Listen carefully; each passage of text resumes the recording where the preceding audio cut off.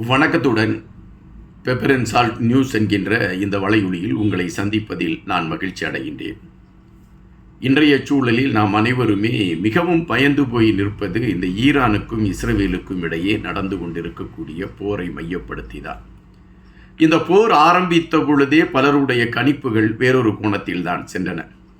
கண்டிப்பாக இந்த போர் 3ஆம் உலகப் போருக்கு அடித்தளம் இடும் என்கின்ற கணிப்பு தான் பலரிடமும் இருந்தது. ஈரானுக்கும் இஸ்ரேலுக்கும் இடையே முட்டல் மோதல் பல காலங்களாக தொடர்ந்து கொண்டிருக்கின்றன.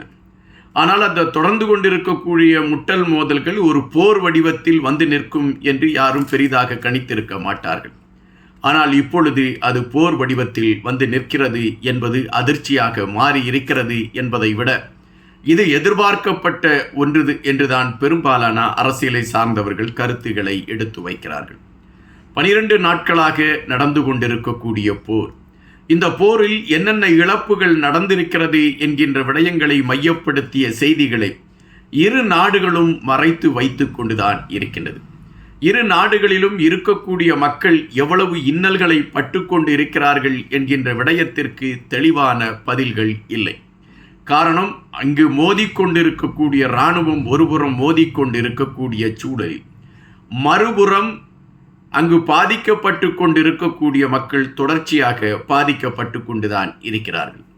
அவர்களுக்கான தீர்வு என்ன என்பதை இந்த போர் முடிந்த பின்பு ஆட்சியாளர்கள் புரிந்து கொள்வார்களா என்றால் அது கேள்விக்கணைதான். இப்பொழுது இஸ்ரேல் ஈரான் மீது கடுமையான தாக்குதலை எடுத்திருக்கிறது என்றும், ஈரானில் இருக்கக்கூடிய 15 விமான தளங்களை இஸ்ரேல் தகர்த்திருக்கிறது என்றும், இஸ்ரேலால் தாக்கப்பட்ட ஏவுகணை தாக்குதலில் பல குடியிருப்புகள் சேதமாகி இருக்கிறது என்கின்ற செய்தியும் பரவலாக வந்து கொண்டு இருக்கிறது என்பதை விட பேரிடியாக வந்து கொண்டு இருக்கின்றது. இதுவரை மரணத்தின் கணக்கீடுகள் சொல்லப்படவில்லை. தற்பொழுது ஈரானில் சுமார் 949 பேர் மரணத்தை தழுவியிருப்பதற்கான வாய்ப்புகள் இருக்கிறது என்கின்ற செய்திகள் உறுதிப்படுத்தப்படுகிறது. அதுபோல 3500 பேர் பலத்த காயங்களுடன் மருத்துவமனைகளில் அனுமதிக்கப்பட்டிருக்கிறார்கள் என்கின்ற செய்தி எடுத்து வைக்கப்படுகிறது. அவர்களில் பலர் கவலைக்கிடமாக இருக்கிறார்கள் என்றும், சிலர் உடல் உறுப்புகளை இழந்தவர்களாக இருக்கிறார்கள் என்கின்ற செய்தியும் இப்பொழுது பரவலாக வந்து கொண்டிருக்கக்கூடிய ஒரு கருத்தாக இருக்கின்றது. ஆனால் இது அதிகாரப்பூர்வமாக ஈரான் ஏற்றுக்கொள்ளவில்லை. காரணம், ஈரானை பொறுத்தமட்டில் அங்கு மக்கள் பட்டுக்கொண்டிருக்கக்கூடிய விடயங்களை வெளியே சொல்வதற்கு அவர்கள் தயாராக இல்லை.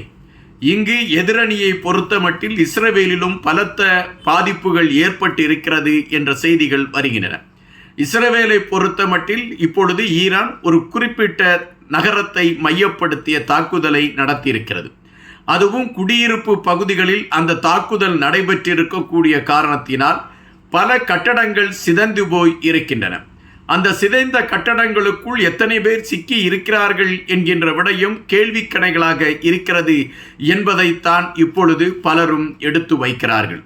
அந்த கட்டடங்களை அப்புறப்படுத்துகின்ற பொழுதுதான் உள்ளே எவ்வளவு பேர் சிக்கி இருக்கிறார்கள் என்கின்ற விடயம் கூட வெளியே தெரிவதற்கான ஒரு வாய்ப்பு இருக்கிறது என்ற செய்திகள் வருகின்றன. இன்னொரு அதிர்ச்சி தகவலும் இப்பொழுது வந்திருக்கின்றது. ஈரானை சுற்றி கன்னி வெடிகள் புதைக்கப்பட்டிருக்கிறது என்றும், ஈரானில் இருந்து வெளியே வரக்கூடிய சூழலில் அவர்கள் மரணத்தை தழுவுவதற்கான ஒரு வாய்ப்புகள் அமையலாம் என்றும், அதற்கான நடவடிக்கைகளை அமெரிக்கா செய்திருக்கிறது என்ற செய்தியும் வருகின்றது. இது எந்த அளவிற்கு உண்மை என்பது நமக்கு தெரியாது. இந்த சூழலில் ஈரானை மையப்படுத்தி, அதாவது ஈரானின் கடல் பகுதியை மையப்படுத்தி பல நாடுகளுக்கு எண்ணெய் கப்பல்களுடைய பயணம் சென்று கொண்டிருக்கின்றது. தற்பொழுது தன்னுடைய கடல் பகுதியை மூடி விடுவதாக ஈரான் அறிவித்திருக்கின்றது.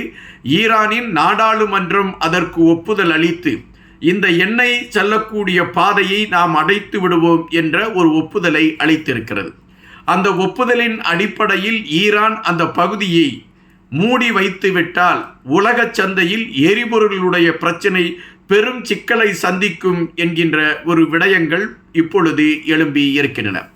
அதே வேளையில் ஈரானில் இருக்கக்கூடிய 3 அணு மின் நிலையங்களை மையப்படுத்தி அமெரிக்கா நடத்தி இருக்கக்கூடிய தாக்குதல் பெரும் கண்டனத்தை அது உருவாக்கி இருக்கின்றது.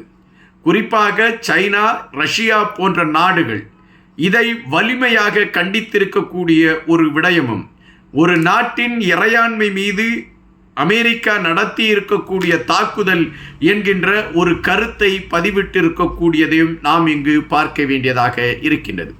அதேபோல கத்தோலிக்க திருச்சபையின் ஆதிக்க சக்தியாக இருக்கக்கூடிய போப் ஆண்டவர் அவர்கள் இப்பொழுது அவர் பக்கத்திலும் இருந்து கடுமையான கண்டனம் அமெரிக்காவிற்கு வந்திருக்கின்றன.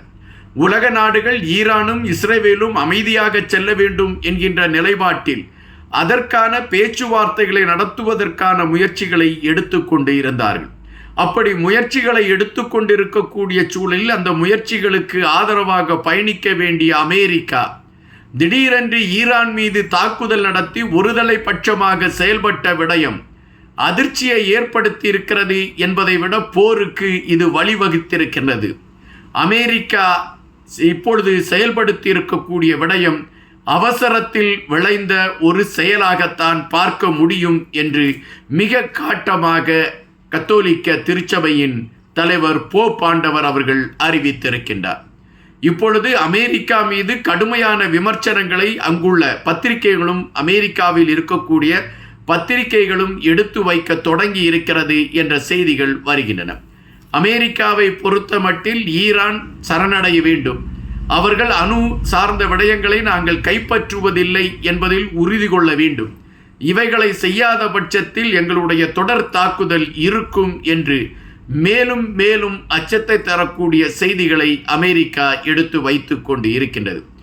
ஈரானை பொறுத்த மட்டில் அவர்கள் தெளிவாக இருக்கின்றார்கள்.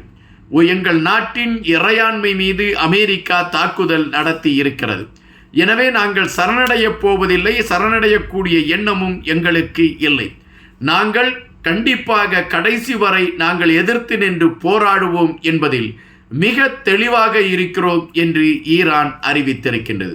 இப்பொழுது உலகமே இந்த போரை மிக உன்னிப்பாக கவனித்து கொண்டு இருக்கின்றது. இந்த போர் பெரிய பாதிப்பை உருவாக்கி விடுமா என்பது ஒரு பயம் அல்ல, இந்த போர் ஒரு அணு ஆயுத போராக வடிவம் கண்டு விடுமோ என்கின்ற அச்சம்தான் நிலவிக்கொண்டு இருக்கின்றது. தற்பொழுது கிட்டியிருக்கக்கூடிய ஒரு செய்தி, அமெரிக்காவை சார்ந்தவர்கள் ஈரான் மீது தாக்குதல் நடத்துவதற்கான களத்தை எடுத்ததாகவும், அதை முறியடிப்பதற்கு ரஷ்யாவின் இராணுவம் களத்தில் இறங்கி அதை முறியடித்ததாகவும் ஒரு செய்திகள் இப்பொழுது வந்து கொண்டு இருக்கின்றன. ஒட்டுமொத்தமாக ஈரானுக்கு ஆதரவாக சில நாடுகளும் இஸ்ரேலுக்கு ஆதரவாக சில நாடுகளும் பிரிந்து நிற்கக்கூடிய ஒரு நிலை இப்பொழுது அமெரிக்காவின் அணுகுமுறையால் உருவாகி இருக்கின்றது.